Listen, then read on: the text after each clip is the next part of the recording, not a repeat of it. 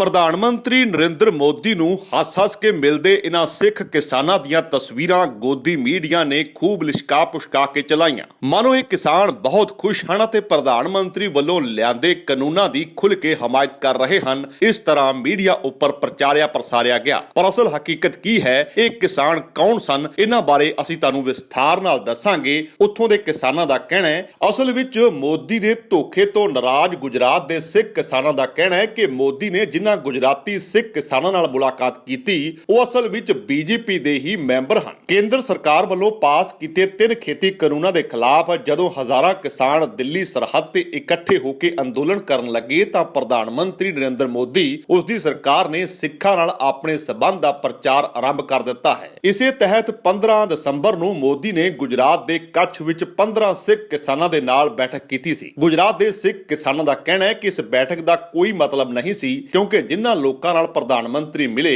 ਉਹ ਬੀਜੇਪੀ ਦੇ ਕੱਛ ਜ਼ੋਨ ਦੇ ਮੁੱਖ ਸਕੱਤਰ ਜਗਰਾਜ ਸਿੰਘ ਰਾਜੂ ਅਤੇ ਉਸ ਦੇ ਸਾਥੀ ਸਨ। ਜਗਰਾਜ ਸਿੰਘ ਰਾਜੂ ਹੋਟਲ ਵਪਾਰੀ ਹੈ। ਕੱਛ ਦੇ ਸਿੱਖ ਕਿਸਾਨਾਂ ਦੇ ਨੇਤਾ ਸੁਰਿੰਦਰ ਸਿੰਘ ਭੁੱਲਰ ਨੇ ਦੱਸਿਆ ਕਿ ਜਦੋਂ ਵੀ ਨਰਿੰਦਰ ਮੋਦੀ ਨੂੰ ਸਿੱਖ ਕਿਸਾਨਾਂ ਦਾ ਸਮਰਥਨ ਦਿਖਾਣਾ ਹੁੰਦਾ ਹੈ, ਜੁਗਰਾਜ ਸਿੰਘ ਰਾਜੂ ਅਤੇ ਉਸ ਦੇ ਸਾਥੀ ਸਿੱਖ ਚਿਹਰਾ ਬਣ ਕੇ ਸਾਹਮਣੇ ਆ ਜਾਂਦੇ ਹਨ ਅਤੇ ਅਜਿਹਾ ਵਿਖਾਇਆ ਜਾਂਦਾ ਹੈ ਕਿ ਮਾਨੋ ਗੁਜਰਾਤ ਵਿੱਚ ਵਸਦੇ ਸਿੱਖ ਕਿਸਾਨ ਮੋਦੀ ਸਰਕਾਰ ਤੋਂ ਬੇਹੱਦ ਖੁਸ਼ ਹਨ। ਕਰੀਬ 7 ਸਾਲ ਪਹਿਲਾਂ 24 ਸਤੰਬਰ 2013 ਨੂੰ ਗੁਜਰਾਤ ਵਿੱਚ ਰਹਿਣ ਵਾਲੇ ਸਿੱਖ ਕਿਸਾਨਾਂ ਦੀਆਂ ਜ਼ਮੀਨਾਂ ਦੇ ਮਸਲੇ ਤੇ ਪੰਜਾਬ ਦੇ ਵੱਡੇ ਅਖਬਾਰ ਨੇ ਸਟੋਰੀ ਕੀਤੀ ਸੀ। ਸਟੋਰੀ ਦੇ ਛਪਣ ਤੋਂ ਬਾਅਦ ਤਤਕਾਲੀ ਅਕਾਲੀ ਸਰਕਾਰ ਨੇ ਇਹਨਾਂ ਲੋਕਾਂ ਨੂੰ ਗੁਜਰਾਤੀ ਸਿੱਖ ਕਿਸਾਨ ਦੱਸ ਕੇ ਪ੍ਰੈਸ ਕਾਨਫਰੰਸ ਕਰ ਇਹ ਦੱਸਣ ਦੀ ਕੋਸ਼ਿਸ਼ ਕੀਤੀ ਸੀ ਕਿ ਮੀਡੀਆ 'ਚ ਆ ਰਹੀਆਂ ਖਬਰਾਂ ਨਿਰਆਧਾਰ ਹਨ ਅਤੇ ਗੁਜਰਾਤ ਦੇ ਸਿੱਖ ਕਿਸਾਨ ਮੋਦੀ ਸਰਕਾਰ ਤੋਂ ਖੁਸ਼ ਹਨ। ਗੁਜਰਾਤ ਦੇ ਸਿੱਖ ਕਿਸਾਨਾਂ ਦੀ ਮੁਸੀਬਤ ਉਸ ਨੀਤੀ ਦੇ ਕਾਰਨ ਹੈ ਜਿਸ ਦੇ ਚੱਲਦਿਆਂ ਉਹਨਾਂ ਦੀਆਂ ਜ਼ਮੀਨਾਂ ਪਰ ਅਧਿਕਾਰ ਖੋਹ ਦੇਣ ਦਾ ਖਤਰਾ ਮੰਡਰਾ ਰਿਹਾ ਹੈ। ਇਹਨਾਂ ਕਿਸਾਨਾਂ ਨੇ ਆਪਣੀਆਂ ਤਕਲੀਫਾਂ ਸਾਹਮਣੇ ਰੱਖੀਆਂ ਹਨ। ਉਹਨਾਂ ਦਾ ਕਹਿਣਾ ਹੈ ਕਿ ਮੋਦੀ ਨੇ ਨਾ ਸਿਰਫ ਉਹਨਾਂ ਨੂੰ ਬਰਬਾਦ ਕੀਤਾ ਬਲਕਿ ਬੀਜੇਪੀ ਦੇ ਸਥਾਨਕ ਆਗੂ ਉਹਨਾਂ ਦੇ ਘਰ ਤੇ ਹਮਲੇ ਕਰਵਾਉਂਦੇ ਹਨ, ਇੱਥੋਂ ਚਲੇ ਜਾਣ ਦੀਆਂ ਧਮਕੀਆਂ ਦਿੰਦੇ ਹਨ। ਹੁਣ ਇਹ ਕਿਸਾਨ ਦਿੱਲੀ ਬਾਰਡਰ ਤੇ ਚੱਲ ਰਹੇ ਕਿਸਾਨ ਅੰਦੋਲਨ ਵਿੱਚ ਵੱਡੇ ਪੱਧਰ ਤੇ ਸ਼ਾਮਿਲ ਹੋਣ ਦੀ ਤਿਆਰੀ ਕਰ ਰਹੇ ਹਨ।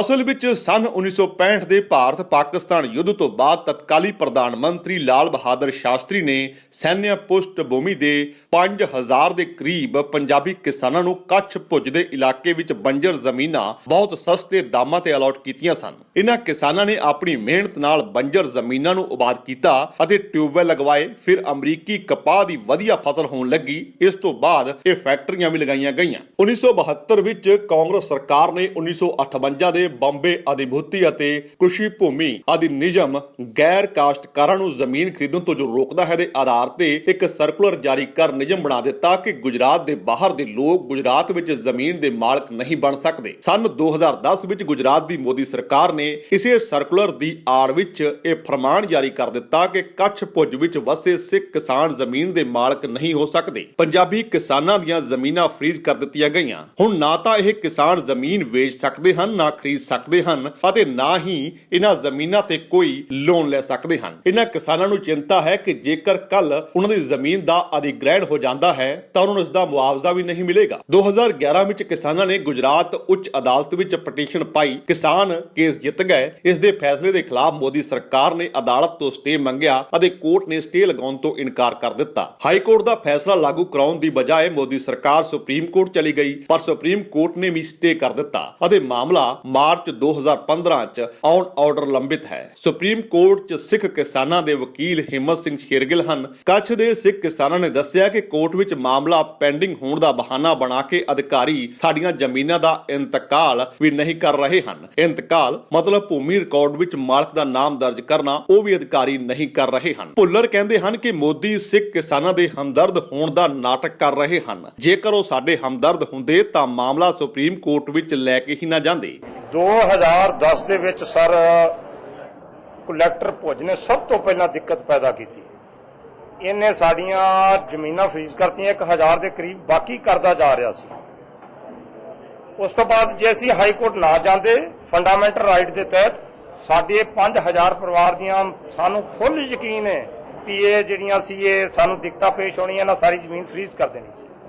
ਬਾਕੀ ਹੋਰ ਦਿੱਕਤਾਂ ਨੇ, ਮੰਨ ਲਓ ਹੁਣ ਜਿਹੜੀ ਸਾਡੀ ਜ਼ਮੀਨ ਫਰੀਜ਼ ਹੋ ਗਈ ਹੈ, ਅਸੀਂ ਮਾਰਕੀਟ 'ਚ ਵੇਚਣ ਜਾਣੀ ਹੈ, ਅਸੀਂ ਉਹਨੂੰ ਖੁੱਲ ਕੇ ਨਹੀਂ ਵੇਚ ਸਕਦੇ। ਸਾਡੇ ਤੋਂ ਵਪਾਰੀ ਲੁੱਟ-ਸੁੱਟ ਕਰਕੇ ਲਿਜਾ ਰਿਹਾ ਹੈ ਕਿਉਂਕਿ ਜਦੋਂ ਅਸੀਂ ਸਰਕਾਰੀ ਮਾਰਕੀਟ 'ਚ ਲੈ ਕੇ ਜਾਵਾਂਗੇ ਉਹ ਸਾਡੇ ਤੋਂ ਜਮ੍ਹਾਂਬੰਦੀ ਮੰਗੇਗਾ ਜਮਾਬੰਦੀ ਨਾ ਹੋਣ ਦੀ ਵਜ੍ਹਾ ਕਰਕੇ, ਜਮਾਬੰਦੀ ਸਾਡੀ ਫਰੀਜ਼ ਹੋਣ ਦੀ ਵਜ੍ਹਾ ਕਰਕੇ ਅਸੀਂ ਉਹਨੂੰ ਕੌਡੀਆਂ ਦੇ ਭਾਅ ਬਾਹਰ ਵੇਚ ਰਹੇ ਹਾਂ। ਇਹ ਸਾਡੀ ਬੜੀ ਵੱਡੀ ਦਿੱਕਤ ਹੈ।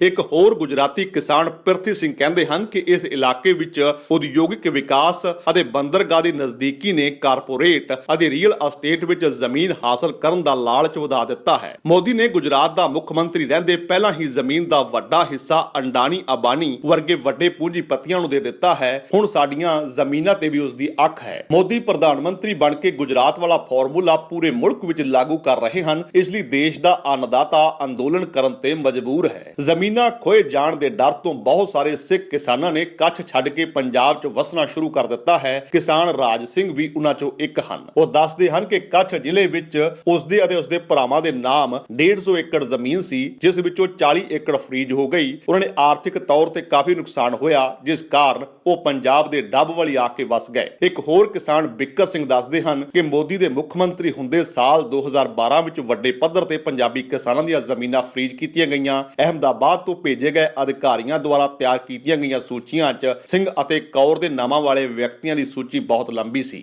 ਜਿਨ੍ਹਾਂ ਨੂੰ ਗੈਰ ਸੂਬਾਈ ਕਹਿ ਕੇ ਆਪਣੀ ਹੀ ਜ਼ਮੀਨ ਤੋਂ ਬੇਗਾਨਾ ਕਰ ਦਿੱਤਾ ਗਿਆ। ਪਿਛਲੇ ਕੁਝ ਸਾਲਾਂ ਤੋਂ ਵੱਡੀ ਗਿਣਤੀ ਵਿੱਚ ਇੱਥੇ ਵਸੇ ਕਿਸਾਨਾਂ ਨੇ ਪੰਜਾਬ ਵੱਲ ਪਲਾਇਨ ਸ਼ੁਰੂ ਕੀਤਾ ਹੈ। ਮੋਦੀ ਦੇ ਗੁਜਰਾਤ ਦੇ ਮੁੱਖ ਮੰਤਰੀ ਰਹਿੰਦੇ ਬੀਜੇਪੀ ਦੇ ਸਥਾਨਕ ਆਗੂਆਂ ਦੁਆਰਾ ਸਿੱਖ ਕਿਸਾਨਾਂ ਨੂੰ ਡਰਾਉਣ, ਧਮਕਾਉਣ ਅਤੇ ਹਮਲੇ ਕਰਨ ਦੇ ਮਾਮਲੇ ਵੀ ਲਗਾਤਾਰ ਸਾਹਮਣੇ ਆਉਂਦੇ ਰਹੇ ਹਨ। 2013 ਵਿੱਚ ਕੱਛ ਜ਼ਿਲ੍ਹੇ ਦੀ ਭੁੱਜ ਤਹਿਸੀਲ ਦੇ ਲੋਰੀਆ ਪਿੰਡ ਦੇ ਜਸਵਿੰਦਰ ਸਿੰਘ ਨਾਮ ਦੇ ਕਿਸਾਨ ਤੇ ਹਮਲਾ ਹੋਇਆ ਸੀ। ਜਸਵਿੰਦਰ ਸਿੰਘ ਦੇ ਪਰਿਵਾਰ ਨੂੰ 1965 ਵਿੱਚ 22 ਏਕੜ ਜ਼ਮੀਨ ਅਲਾਟ ਹੋਈ ਸੀ, ਪਰ ਬੀਜੇਪੀ ਦੇ ਸਥਾਨਕ ਨੇਤਾ ਹਠੂਬਾ ਭਾਈ ਜਡੇਜਾ ਅਤੇ ਉਸ ਦੇ ਰਿਸ਼ਤੇਦਾਰਾਂ ਨੇ 2011 ਵਿੱਚ ਧੋਖੇ ਨਾਲ ਉਸ ਦੀ ਜ਼ਮੀਨ ਦੀ ਰਜਿਸਟਰੀ ਆਪਣੇ ਨਾਮ ਕਰਵਾ ਲਈ ਸੀ। 8 ਅਕਤੂਬਰ 2013 ਨੂੰ 50 ਦੇ ਕਰੀਬ ਹਥਿਆਰਬੰਦ ਲੋਕਾਂ ਨੇ ਜਸਵਿੰਦਰ ਸਿੰਘ ਅਤੇ ਉਸ ਦੇ ਭਰਾ ਤੇ ਹਮਲਾ ਕਰ ਦਿੱਤਾ। ਇਸ ਮਾਮਲੇ ਵਿੱਚ ਪੁਲਿਸ ਨੇ 12 ਲੋਕਾਂ ਨੂੰ ਹਿਰਾਸਤ ਵਿੱਚ ਲਿਆ, ਪਰ ਬਾਅਦ ਵਿੱਚ ਬੀਜੇਪੀ ਸਰਕਾਰ ਦੇ ਮੰਤਰੀ ਵਾਸਨ ਵਾਈ ਦੇ ਦਬਾਅ ਨਾਲ ਉਹਨਾਂ ਨੂੰ ਜ਼ਮਾਨਤ ਤੇ ਰਿਹਾ ਕਰ ਦਿੱਤਾ ਸੀ। 14 ਨਵੰਬਰ 2013 ਨੂੰ ਫਿਰ ਜਸਵਿੰਦਰ ਸਿੰਘ ਦੇ ਭਰਾ ਅਮਨ ਸਿੰਘ ਨੂੰ ਇੱਕ ਮਾਮਲੇ 'ਚ ਹਵਾਲਾਤ 'ਚ ਬੰਦ ਕਰ ਦਿੱਤਾ ਗਿਆ।